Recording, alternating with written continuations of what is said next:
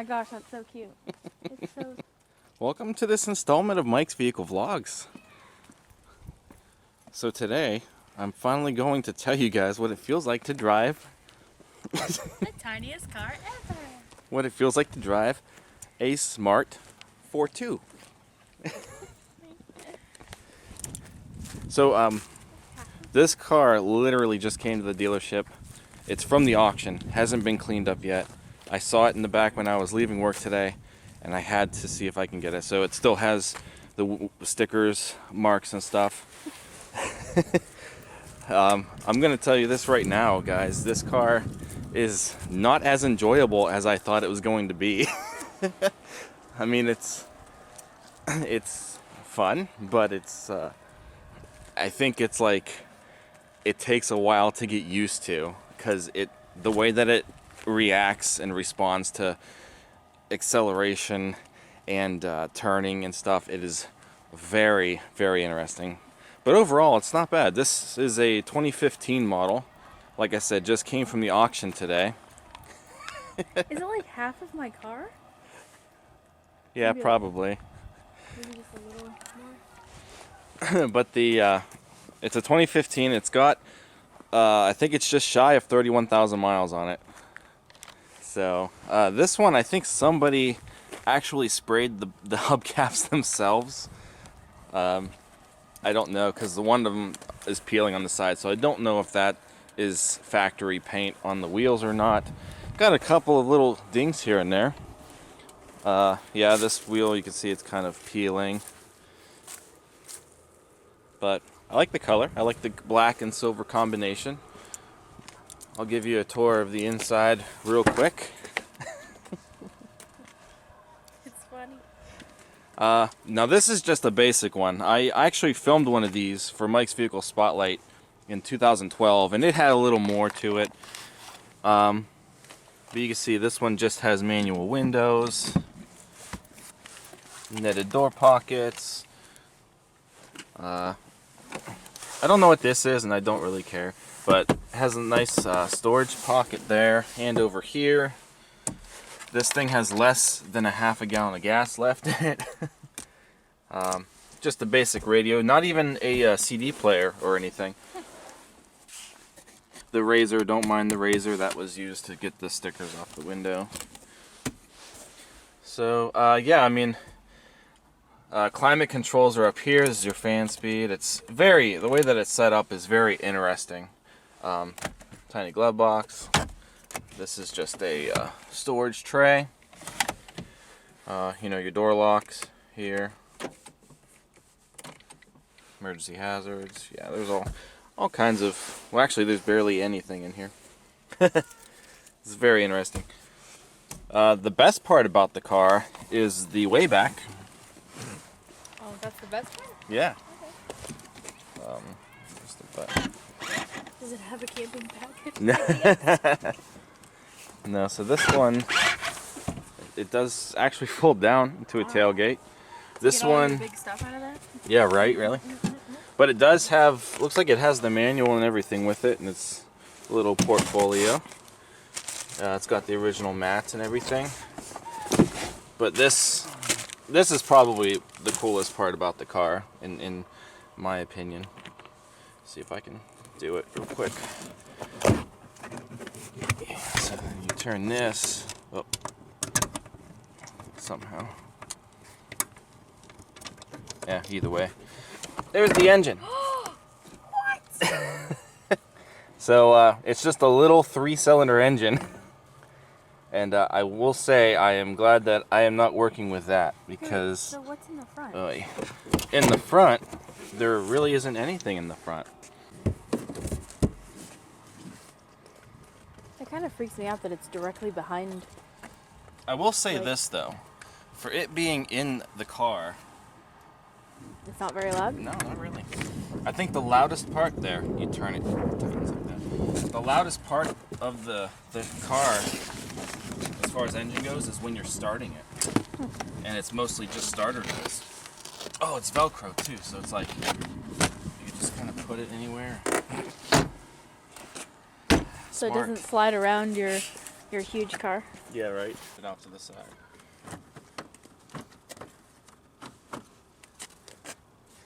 It's just all of the fluids and such. So that's what's under the front of a smart car. Getting it back on is not really pleasant either. This is a toy car. There we go. So now, I'll take you guys for a ride in it. Now, one of the interesting things about the interior, of course, is for the key, the ignition is right here in the middle of the car.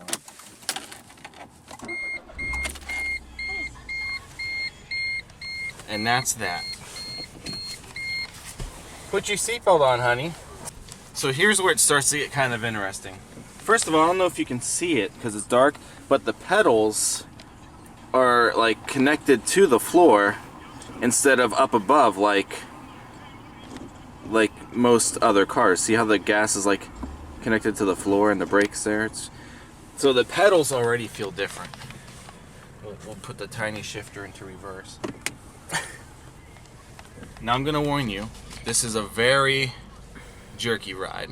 Uh-oh. Because this car has something similar to what the Fiesta has. This transmission feels way more like a manual. So you feel every shift like somebody's literally on the clutch, shifting it, letting go of the clutch. So, are you ready? Oh boy.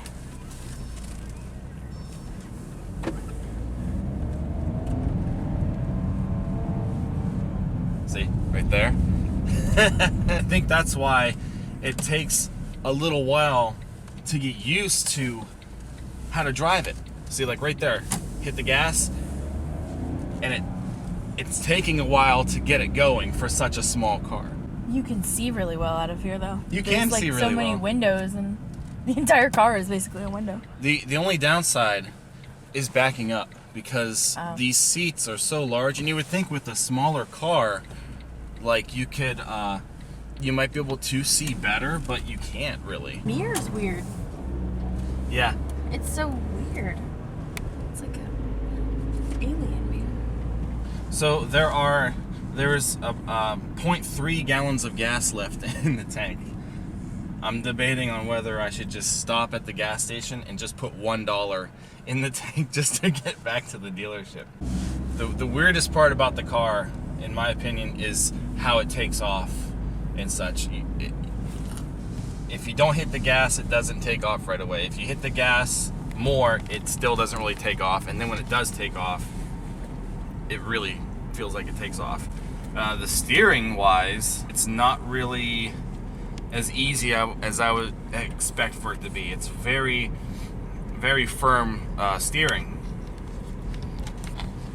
I mean, once you're moving, it feels better, but if you're trying to turn at a standstill, there is a lot of effort that has to go into turning the wheel. I have a lot of legroom. I don't feel uncomfortable. Probably because there's not really a back seat. Yeah, no back seat at all. See, it really isn't that loud. No, it's not. You can't hear the engine at all. So I'm gonna stop at the gas station and put $1 of gas in the tank. I was seriously giggling the entire time I was driving home. I bet you were. Because it's like, see, I'm like, you really gotta like fight to turn it. That guy's looking. That guy is like watching.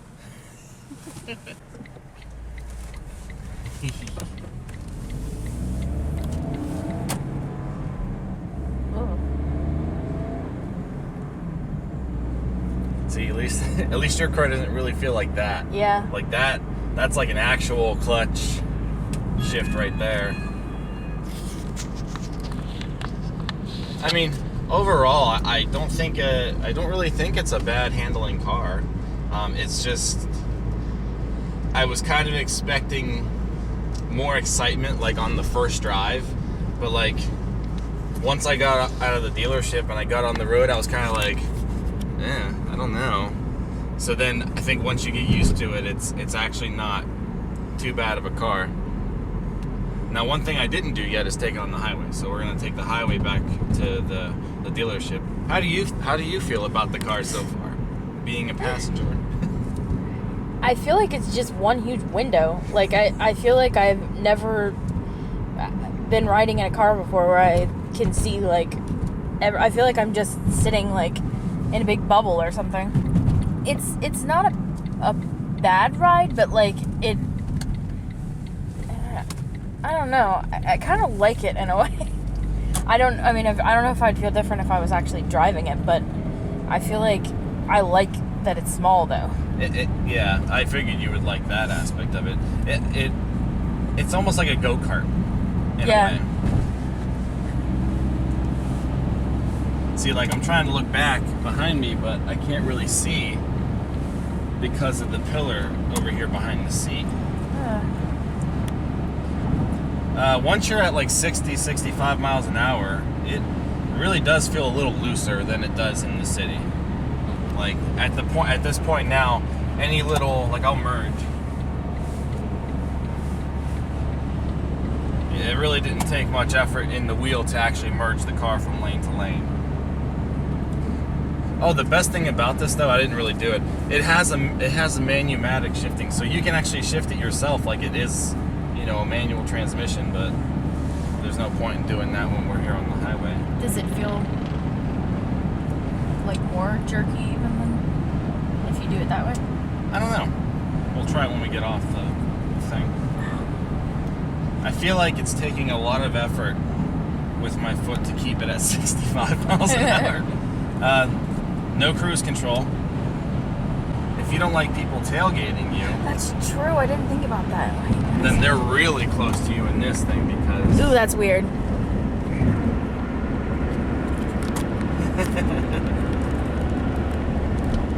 They're not behind us anymore.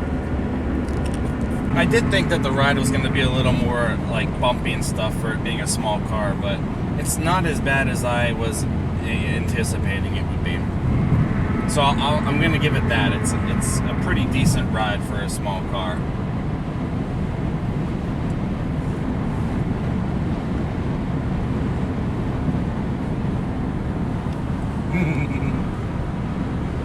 This would be like one of those, like, oh, it's a Sunday afternoon and I just feel like going for a drive for no reason. This would be the car for that. I wouldn't want to use this like every day. This would be like a little dessert car or something. I'm surprised the wind hasn't tried to carry it away yet. That's what the guy at the gas station was saying. Did you hear? Yeah, I heard him. Too bad my dad couldn't see it because he used to ask. There's one guy in Warren that had a little smart car, and my dad would see him all the time, and he'd be like, "How do you like your smart car?" Every time.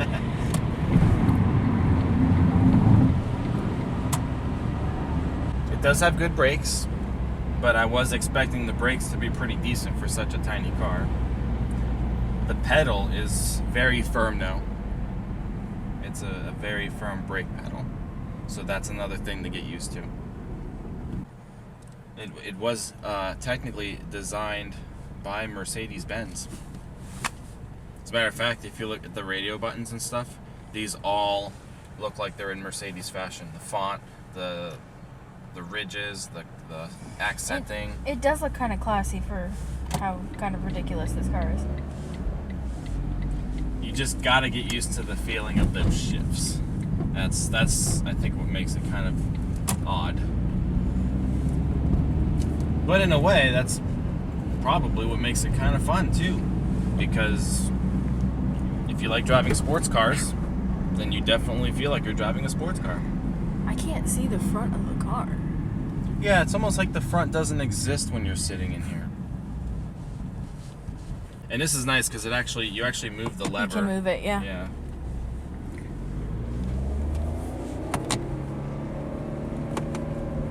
Apparently, oh, there it goes. So you got to move it up to shift. That's interesting. And there's a little arrow that lights up on the thing that tells you when to shift it. So. Huh. Unfortunately, I'm getting stuck in traffic now. Tell you what, the little 3-cylinder does have a nice little hum to it when it gets going.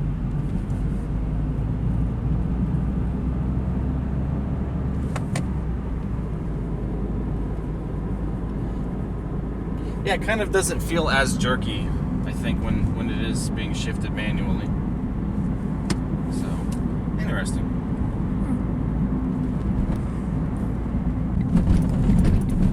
Well, that's going to conclude this little vlog. This little test of the smart car. I've always wanted to drive one of these things, and now that I have, I don't know if I would enjoy owning it as much as I was expecting to.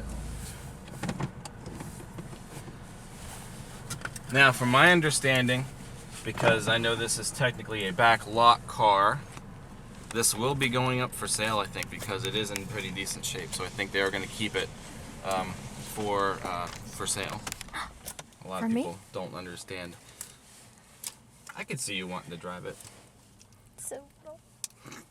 Alright, let me get the stuff back in, and then we will conclude this vlog. Well, in conclusion, I think that the smart car really wasn't all that bad. Something that I probably would not want to drive on a daily basis. Definitely wouldn't want to use it for, like, long trips or something, because you really can't, you know, pack a whole lot in it. It might be good for a small grocery getter around town, but it has its strong points. The ride was comfortable. Being as tall as I am, I thought it was pretty decent as far as my seating position and such. The front visibility and side visibility is amazing. Rear visibility was kind of iffy, only because of the pillars. But I mean, if you look behind you like this, you get a nice dead view of the of whatever's behind you. What else did I like? Quiet ride. Handling, not so bad. At least when you're moving. The faster you go, obviously the steering loosens up a little bit. But I don't think there's any power assist steering with this car at all, so that might contribute to why the steering's so firm when you're at a standstill. The only cons that I really noticed with the smart car is just the fact that you can't just jump into it right away and drive it, because it acts like a different kind of car. So you probably won't be prepared for how it shifts, which I kind of knew how it was going to shift because of the fact that I filmed one of these, years ago. So I kind of had a hunch that it was going to drive like that, well, shift like that, but I never really drove it like this. So that takes a little while getting used to, especially with the pedals. Pedals are both firm feeling, and what else is there? I really think that's about it. It wasn't a bad car. It's fun in a different kind of way, I suppose. So I finally got to drive one. Always wanted to drive one of those, and one thing I guess I can check off my list. So I want to thank you guys for watching this vlog. Don't forget to give this video a thumbs up if you enjoyed it. Also comment and subscribe. Be sure to check out teespring.com/stores/Mike's Vehicle Spotlight for all of your MVS and Mike's Vehicle Vlog merchandise. And that's all I've got for you guys tonight. Thanks for watching. I'll see you guys next time. Take care.